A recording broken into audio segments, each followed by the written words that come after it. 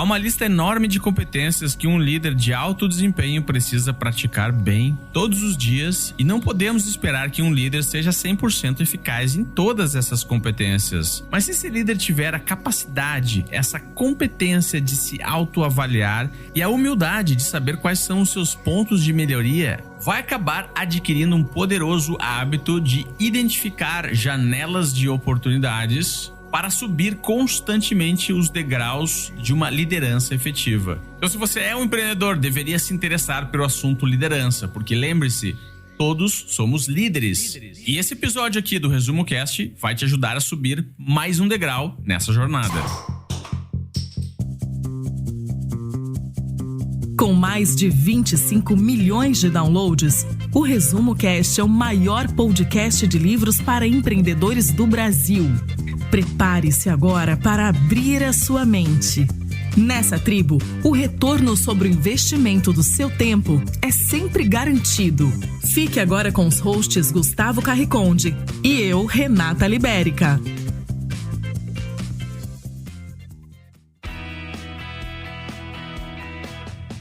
O livro Resenhas de Liderança foi publicado em 2020 e ajuda o leitor a criar o seu ambiente para aplicação e validação de experiências a fim de se tornar um líder de alto desempenho. O autor é Fábio Romero, pós-graduado em Controle e Automação com especialização em Gestão Executiva, Gestão Organizacional e Liderança. O autor também escreve artigos sobre liderança e atua como diretor industrial na multinacional canadense Woodbridge.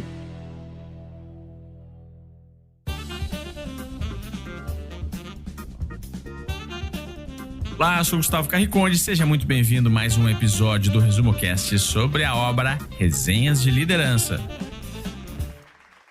Bom, eu sou o Fábio Martins Romero, diretor de manufatura na multinacional canadense Woodbridge, autor do livro de hoje Resenhas de Liderança. Eu sou graduado em Automação e Controle, pós-graduado em Automação e Controle, com algumas especializações em Gestão Executiva pela FAP, Gestão Organizacional e Liderança pela Franklin Covey, com extensão internacional na Universidade de La Verne, na Califórnia, onde o livro foi concluído. E já vamos iniciar esse episódio do Resumo Cast indo direto à mensagem central do livro.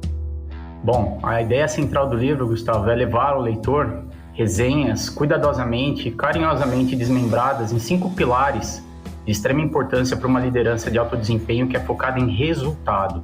Esses pilares são liderança propriamente dito, gerenciamento, terceiro pilar influência, quarto pilar negociação, o quinto pilar execução. O livro ele pode ser lido de uma forma contínua, levando o leitor a ter uma visão sequenciada das competências e das metodologias abordadas nos 40 capítulos do livro. E o livro também pode ser utilizado como um handbook para consultas seletivas, né? E aqui eu faço uma parada, né, para dizer que humildemente influenciado pelo conceito do livro Manual do CEO, de Josh Kaufman, onde o leitor pode selecionar o tema do seu interesse no índice e seguir direto para aquele tema mais específico. A parte 1 é uma parte de aquecimento com alguns capítulos, né? Esse aquecimento ele vai falar desde a gratidão até o emprego do futuro, né? Para exercitar um pouquinho o mindset dos líderes, né? Quais são os verdadeiros pontos de importância numa liderança de alto desempenho? Então, primeiramente, a gratidão, né? O líder que não é grato pelo que ele tem hoje, ele não é merecedor de conquistar mais. Então, essa é uma liderança, a liderança que realmente exercita a gratidão todos os dias, é uma liderança que contagia, que contamina e que passa essa energia positiva para o time e para os liderados, né? O capítulo de aquecimento também traz um pouquinho sobre o ego, a importância de gerenciar o ego numa liderança. Tem muitos líderes que são individualistas e o ego mora dentro de todos nós, né?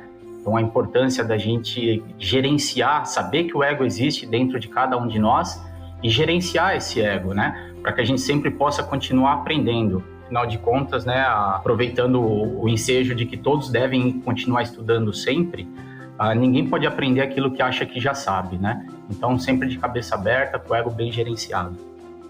Sempre que se fala sobre liderança, o primeiro cenário que vem à mente são grandes organizações, times de alto desempenho com talentos diferenciados, resultados de excelência, carreiras de sucesso e grandeza no mundo corporativo. O que é pouco explorado e divulgado, mas que também particularmente tem muito valor, é o suporte e a qualidade de vida que nós, líderes, temos em nossos lares com nossas famílias. Não temos vida pessoal e vida profissional. Temos uma única vida e cabe a cada um de nós criar o melhor balanço entre o ambiente pessoal e a competitiva rotina corporativa. Todas as conquistas de um líder de alto desempenho devem ser celebradas junto de sua família, pois ela é parte integrante, contínua e de extrema importância para o nosso equilíbrio na esfera da pessoa integral, corpo, mente, coração e espírito. Se vencemos, nossa família celebra conosco as vitórias. Se perdemos, nossa família nos conforta para que possamos recompor as energias necessárias e erguer a cabeça para seguir adiante. Quando viajamos a trabalho ou passamos horas estudando por noites a fio, são eles que, com paciência, aguardam nosso retorno e disponibilidade. Empregos e projetos vêm e vão, mas os verdadeiros laços familiares são duradouros e poderosos. O autor coloca que você pode encontrar o seu melhor balanço começando com a gratidão pela família. Não importa em que fase da vida você está, se você mora com os pais ou você é casado, se tem filhos ou não, ou ainda se foi criado por tios ou por outras pessoas que passaram a ser sua família. Faça sua reflexão sobre o quão importante sua família é em sua formação pessoal e profissional. No ambiente familiar, praticamos o exercício de tomada de decisões todos os dias, assim como a análise e a resolução de problemas em conjunto, nos quais cada escolha gera uma consequência para todos, e não há certo ou errado. O que há é o aprendizado, e muito aprendizado. Bom, esse pilar de liderança, ele é o pilar base do livro, né? A gente percebe muitas lideranças por aí, eles chamam de lideranças modernas, né? Uma liderança carismática, e o fato é o seguinte: uma liderança de alto desempenho é uma liderança de resultados, né? Aqui um exemplo legal para trazer para vocês desse pilar, eu uso o livro para fazer mentorias, né? E uma das mentorias com um jovem de 27 anos, um jovem bem esperto, né? Já pegando a sua primeira posição de gerente como líder de uma multinacional, e ele gosta muito de futebol, e ele me fez uma pergunta: Fábio, me faz uma analogia de um líder sem resultado com a situação do meu time no Campeonato Brasileiro hoje, né? E, rapaz, eu pensei bem para responder para ele assim, mas não aguentei e acabei soltando, né? Falei: fulano, um líder, mesmo que seja muito querido e muito bom, sem resultado, é igual ao centroavante do seu time. A torcida e o time até tolera por um tempo, mas depois todo mundo perde a cabeça, né? Perde a cabeça desse jogador. Bom, Gustavo, tem um capítulo bem legal aqui que eu também uso nas mentorias, que é o capítulo 22 do Pilar de Gerenciamento, que é uma resenha, né, na formação de líderes de alta performance, e essa resenha chama Migrando do Chá para o Café. Basicamente aqui, o chá é uma ferramenta, né, que faz avaliação de conhecimento, habilidades e atitude, onde cada uma das letras do chá representa uma competência. E no novo formato que nós vivemos hoje, né, um mundo misturado, né, um mundo Bunny, um mundo VUCA, que forma o mundo MUVUCA, eu trago uma proposta aqui que seria a migração do chá para o café. O café também, uma junção de palavras, né, onde o A representa confiança, integridade, intenções claras. O A representa adaptabilidade, cabeça aberta, mapa mental de crescimento, apto a experimentar o novo e, eventualmente, abandonar o tradicional. O F de flexibilidade, com resiliência, entende e aceita a necessidade de mudanças, pratica o quarto e o quinto hábito das pessoas altamente eficazes, né? Que é pense, ganha, e primeiro entenda para depois ser entendido. E o E, fechando a palavra café, de execução. Muitos líderes planejam bem e executam mal. Então, a execução traz algumas resenhas, né, de foco na execução, objetivos bem desenhados, ações alinhadas com planejamento estratégico. E aí fica essa proposta para o leitor fazer essa migração do pacato chá para o vigoroso café.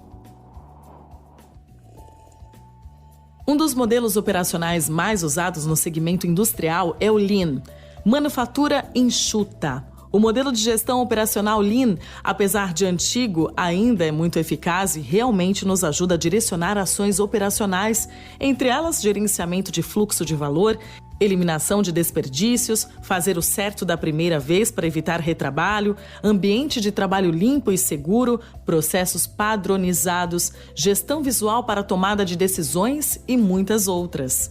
O líder de alto desempenho normalmente já tem enraizado em seu mapa mental os conceitos do Lean para realizar o seu planejamento e para executar suas atividades. As ferramentas do Lean também trazem de forma direta um ambiente de integração entre todas as disciplinas e hierarquias, pois seus conceitos podem ser aplicados desde um posto de trabalho complexo no piso de fábrica até no escritório de um grande executivo. As ferramentas mais clássicas da gestão Lean ou liderança da manufatura enxuta são 5S, Gemba, Kaizen, gestão visual e trabalhos padronizados, melhor descritas a seguir. 5S. Essa ferramenta emprega de forma muito inteligente 5 sensos que, se aplicados de forma correta, são extremamente eficazes na geração de resultados e na transformação de ambientes de trabalho. São eles: senso de utilização, senso de ordenação, senso de limpeza, senso de saúde e higiene e senso de disciplina para manter os sensos anteriores em ação. Gemba. Consiste em uma prática muito simples. Vá ao local de trabalho e veja o que está acontecendo. Os líderes de alto desempenho acompanham de perto e entendem as operações de seus negócios. O simples fato de observar fisicamente uma atividade em ação pode trazer uma visão ampliada das possibilidades de melhorias e eliminação de alguns desperdícios. Kaizen. Melhoria contínua. Busca a eliminação de desperdícios nas operações e nas atividades, onde o conceito original aborda 7 frentes de atuação para a eliminação de desperdícios: transporte, tempo de espera, excesso de produção, defeitos, inventário, movimentação e excesso de processamento. Há discussões mais recentes que tratam o desperdício da criatividade como o 8º desperdício. Gestão visual. É importante que as principais informações e indicadores de um departamento ou de uma atividade estejam disponíveis em uma gestão visual, independentemente do nível de tecnologia, podendo ser um monitor com dados em tempo real ou até mesmo um gráfico no qual os próprios colaboradores fazem a atualização manual. Saber se estamos ganhando ou perdendo o jogo através de um placar envolvente é primordial para a tomada de decisões assertivas e para o engajamento da equipe. Trabalhos padronizados. A padronização de atividades afins em que mais de um indivíduo executa a mesma tarefa traz grandes ganhos de produtividade, repetibilidade e qualidade do trabalho e do produto ou serviço final. A padronização traz segurança para o colaborador e para o líder e gera confiabilidade e satisfação do cliente final.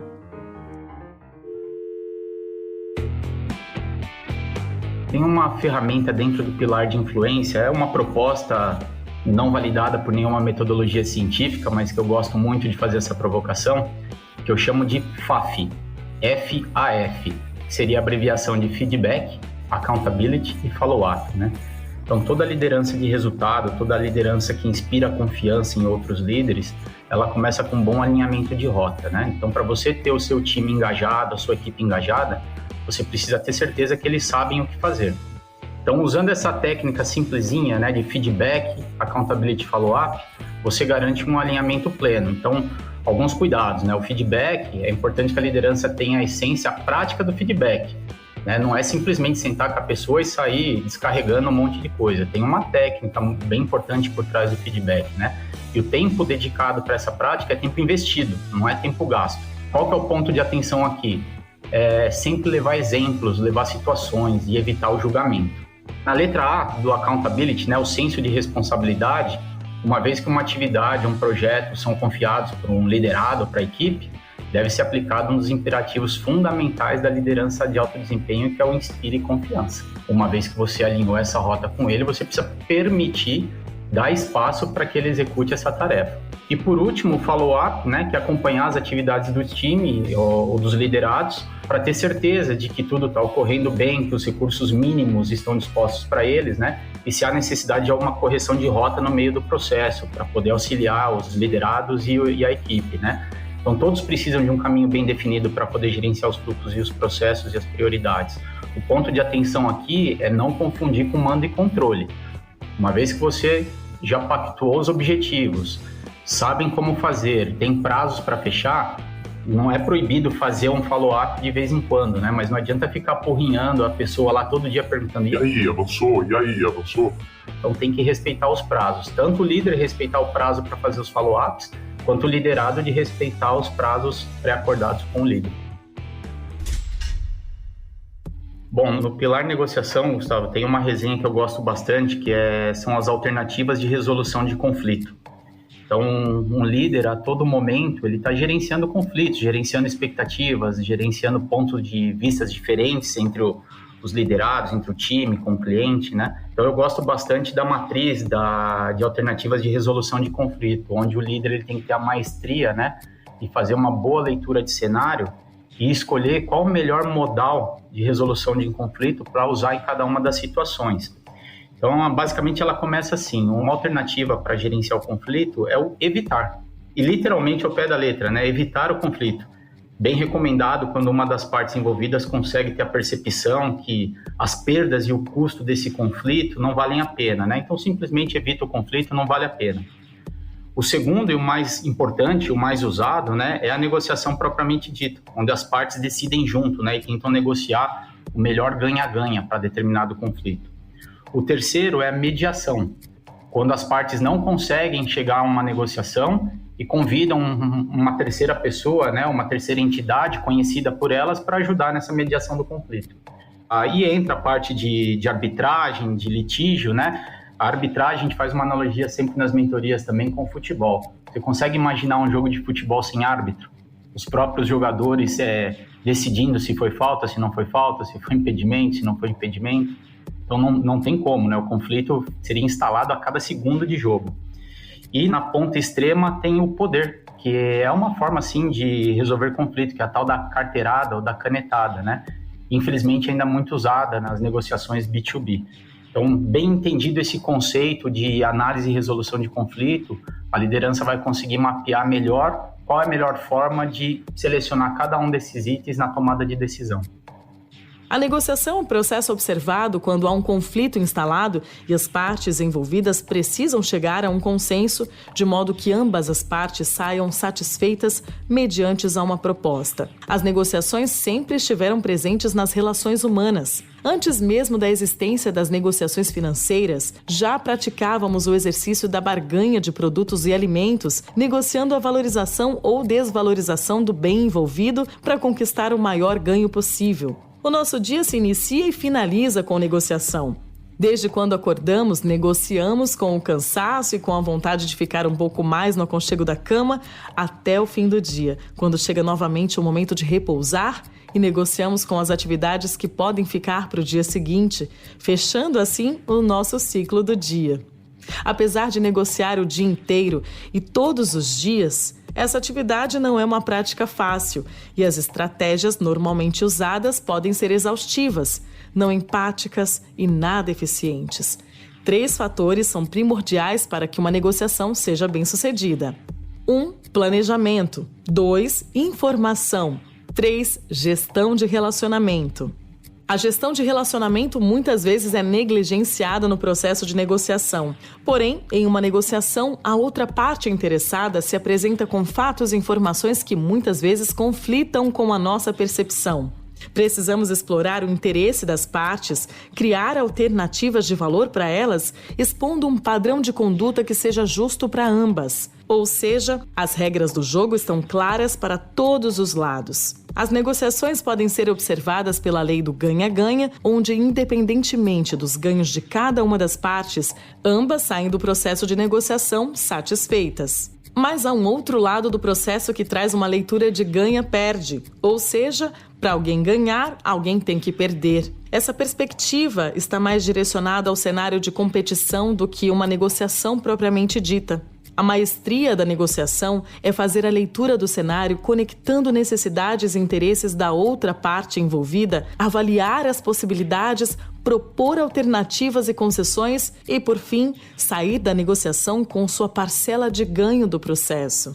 O bom negociador sempre planeja bem, explora diversas opções, cria alternativas de concessões, questiona se a outra parte está valorizando demais a proposta e sempre tem alternativas visando o fechamento da negociação.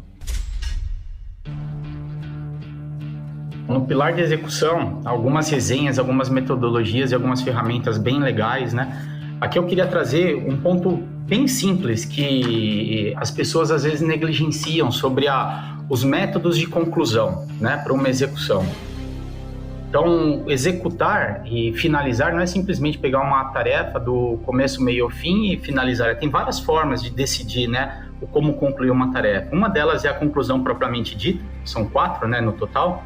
A primeira é a conclusão propriamente dita, onde você pega a tarefa, sabe da importância dela, reúne a equipe e executa com começo, meio e fim.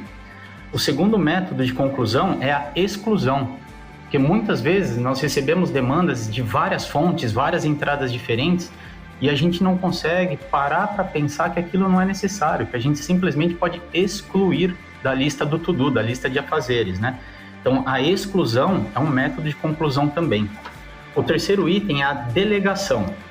Então, muita gente tem dificuldade de delegar, né? E aqui tem que ter um cuidado bem grande, né? Para não confundir delegar com delargar, né? Então, o bom líder, ele sabe que se ele tem gente na equipe dele que tem condições de fazer determinada atividade com 80% de eficácia do que ele faria, ele delega essa atividade para o time, para o liderado, para ele focar em outras coisas, né? Mas ele não delarga, ele delega porque ele sabe que as pessoas têm as competências e os recursos mínimos para cumprir com essa tarefa. E o último item do método de conclusão é a postergação. Muitas vezes as prioridades vão mudando, entram coisas todos os dias dentro da nossa agenda, né? E a gente tem que ter essa habilidade de saber postergar conforme as prioridades. O cuidado aqui é não confundir postergação com procrastinação. Então, sempre que precisar postergar alguma atividade, deixa na agenda, posterga, mas já marca a data, o horário, as pessoas que vão estar envolvidas, né? E tomar esse cuidado para não procrastinar. Uma experiência muito interessante é o clube de leitura. Ler e discutir sobre liderança e gestão já é um símbolo de participação, desenvolvimento e engajamento, e é uma atividade muito valorizada por quem participa. O evento é muito interessante e muito simples de ser aplicado em qualquer empresa, seja ela de grande ou pequeno porte. Como funciona o clube de leitura? Inicialmente, reunimos um público de mais ou menos 20 pessoas em uma reunião na qual discutimos os temas de oportunidades de desenvolvimento de nossa liderança e ferramentas que fortalecem o nosso modelo de gestão. Na primeira reunião, presenteamos cada participante com um livro que trate dos temas sugeridos, no caso, liderança e gestão.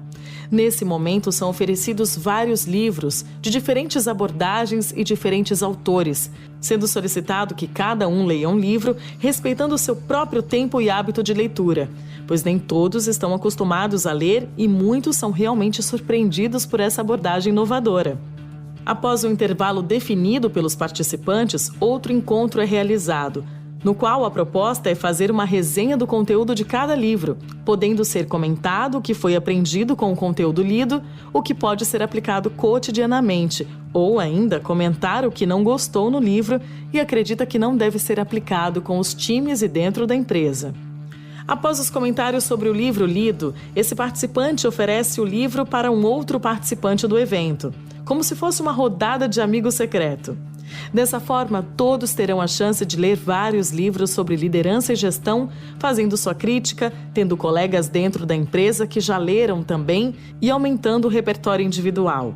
Esse ciclo cria uma massa crítica coletiva sobre o tema, gerando um ambiente engajador de multiplicação de conhecimento, direcionado por um ambiente de discussão aberta, onde todos podem expressar de forma honesta a sua visão sobre cada tema discutido.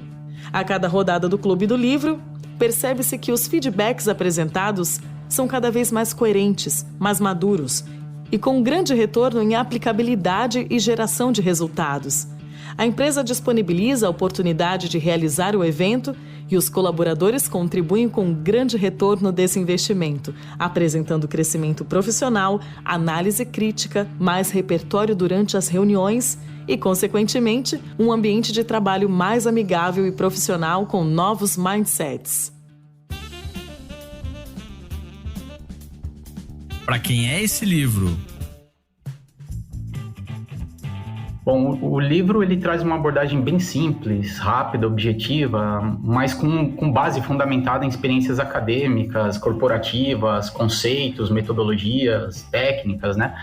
E todo o conteúdo realmente está no formato de curtinhas resenhas, com temas que normalmente é necessário ler muitos livros ou mais de um livro para extrair 1 ou 2 insights. Então esse livro é para todo líder e empreendedor que busca um estilo de liderança focado em resultado, através do processo intrínseco de melhoria contínua do estilo de liderança. O que marcou ou mudou na sua forma de pensar ou agir?